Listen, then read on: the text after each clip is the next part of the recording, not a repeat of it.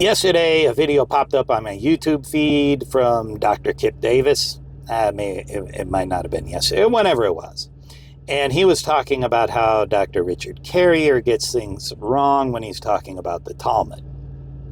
So I noticed yesterday that Godless Engineer had done a video with Richard Carrier responding to Kipp Davis, saying that Kipp Davis didn't seem to understand his argument. I think Kipp Davis did understand his argument. I think Richard Carrier might be missing what Kipp Davis is saying, because Richard Carrier's expertise is with the New Testament and the history surrounding it. And I think he's missing an important part of the history of Tanakh, or the Old Testament, specifically Isaiah 53, and some of the things surrounding it. So I'm going to play a clip for you from the interview with Godless Engineer, where Kipp Davis lays out the problem with what Richard Carrier is saying, and then I'm going to play Richard Carrier's response, followed by my response, where I think Richard Carrier is getting it wrong. Anyhow, hopefully this will be useful to somebody. This is Rabbi Yehuda Hanassi, or Rabbi Judah the Prince. And he lived between about 160 and 220. You will notice that there are several scriptures cited in this rabbinic tractate. Genesis chapter 49, verse 10, Psalm 72, 17, Jeremiah 16, 13, etc. I hope you will have also noticed that where these texts are cited, this is not with reference to larger sections, rather only to individual key words and phrases that appear within these fragments of the text. Carrier claims that the suffering servant who dies in Isaiah 53 is the Messiah, and that this Messiah will endure great suffering before his death. No.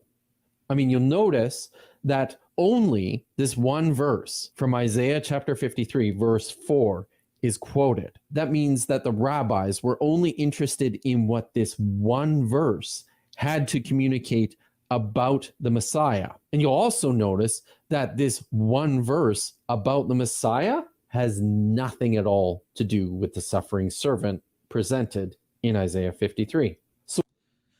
So I know that this is where maybe you and I have disagreements on what mistake he's making here, but yeah. Yeah. So here, the way that I take what he said was that verse 4 in Isaiah 53 is completely separate from the larger suffering servant passage, and it's not like the person that is being referred to in verse 4 is different from the suffering servant that's in Isaiah 53, and that the Talmudic rabbi who's citing it, that's what they think, that it's a totally different person. Right. I can't even fathom where he's getting this idea, but I mean, it doesn't even work with respect to the verse. So like, can you bring up the verse? Do you have that? I believe so. You did. I saw the images earlier. The reason is, if you just take the verse, if you just atomize the verse, which also doesn't make sense for this context. Even it says it's a suffering servant. Or it doesn't say the word servant, I guess, but it does mention suffering. So, like, if you really want to get hyper technical, no, that's Sanhedrin 98b. Oh, you have it over there. Yeah, there it is. Yeah, on the right hand side. Is it being covered? Oh, there it is. Yeah. Yes. Surely he took up our pain and bore our suffering. Yet we considered him punished by God, stricken by him, afflicted. The whole fucking verse is about suffering. The whole verse. You can't add. So he's by your thinking, he's not just saying that the rabbis are atomizing the verse and assuming that it can somehow refer to a different person than verse 3 and verse 5, which is ridiculous. But if you look at verse 3 and verse 5, it's the same person. It's he, it's all the same. The verbs are referring to the same person. There's no way to atomize it that way. But you're suggesting that he's atomizing the word, that somehow the word refers to a different person than the verse says it does. Now, I think that's very uncharitable. Like, because I so hope that Kipp Davis is not making that mistake, because that would be absurd beyond absurd. That's double absurd. That's 2 orders of magnitude of absurdity. No, that's not what's going on. Obviously, So what? Here's what I mistook him as doing. I was more charitable. I think what he thinks I said is that this verse or this passage in the Talmud refers to the dying of the Messiah. Like, so he went here, he looked and says, I don't see any death of Messiah here. He says, fuck Carrier, he's wrong. But I didn't say that, right? I said that the Messiah, that the suffering servant who dies is in Isaiah 53, and that these rabbis are agreeing that Isaiah 53 is about the Messiah, right? It's A plus B equals C, right? So you get the inference that they're assuming that you can get data. And in this case, he goes on about how it's the name of the Messiah. They're arguing about this trivial detail about what would the name of this Messiah be, etc.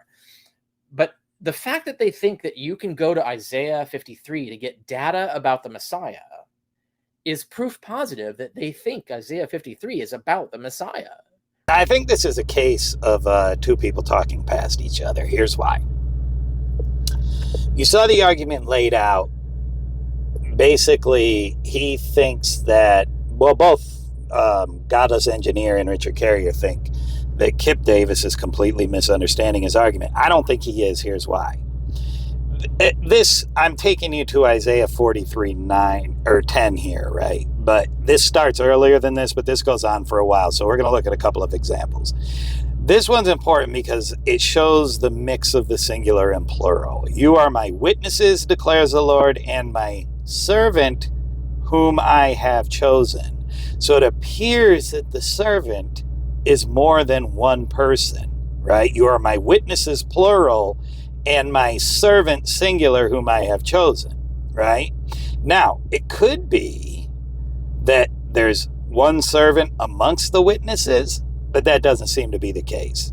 Now, if we keep reading on, this is going to take us to Isaiah 44. Whom might the servant be? That's plural. But now hear, O Jacob, my servant, Israel, whom I have chosen, right? So it's Israel, the nation of Israel, that is the servant. Again, fear not, O Jacob, my servant, Jeshurun, whom I have chosen. And there's somewhere around 10 of these in the chapters leading up to Isaiah 53, where we get to the suffering servant. Now, the rabbis in question, they came to verse 4. Surely he has borne our griefs and carried our sorrows, yet we esteemed him stricken, smitten by God, and afflicted. And they came up with a name for the Messiah based on this verse, which implies that they believe that the servant who is suffering is the Messiah, right?